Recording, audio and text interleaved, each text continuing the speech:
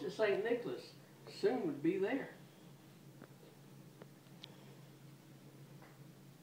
See the stockings? Mm-hmm. And the lights are twinkling. The children were nestled, all snug in their beds, while visions of sugar plums danced in their heads. And Mama in her kerchief and I in my cap had just settled our brains for a long winter's nap.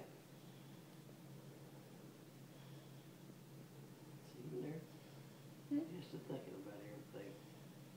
Then out on the lawn there arose such a clatter. I sprang from the bed to see what was the matter.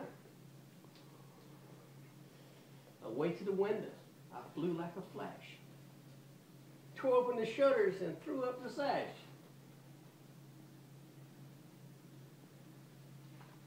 The moon on the breast of the new fallen snow gave the luster of midday to objects below.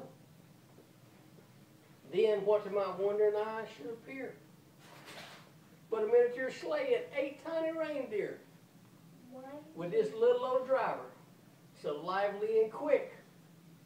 I knew in a moment it must be St. Nick. More rapid than eagles, his coursers they came, and he whistled and shouted and called them by name. Now Dasher, now Dancer, now Prancer and Vixen, on Comet, on Cupid, on Donner and Blitzen, to the top of the porch, to the top of the wall.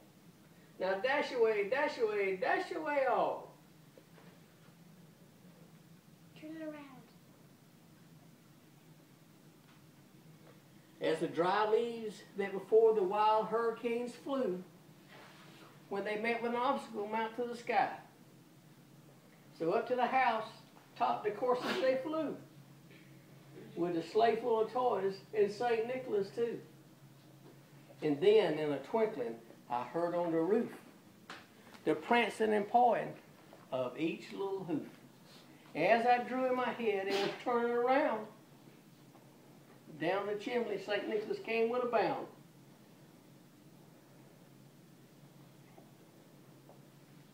He was dressed all in fur, from his head to his foot, and his clothes were all tarnished with ashes and soot. A bundle of toys he had flung on his back, and he looked like a peddler just opening his pack. His eyes, how they twinkled, his dimples, how merry. His cheeks were like roses, his nose like a cherry.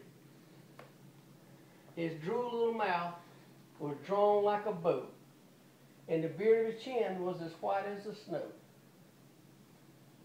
The stump of a pipe he held tight in his teeth, and the smoke had encircled his head like a wreath. He had a broad face and a little round belly that shook when he laughed like a bowl full of jelly.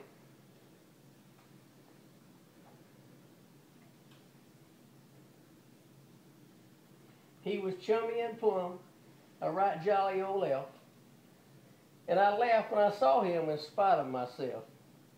Get it?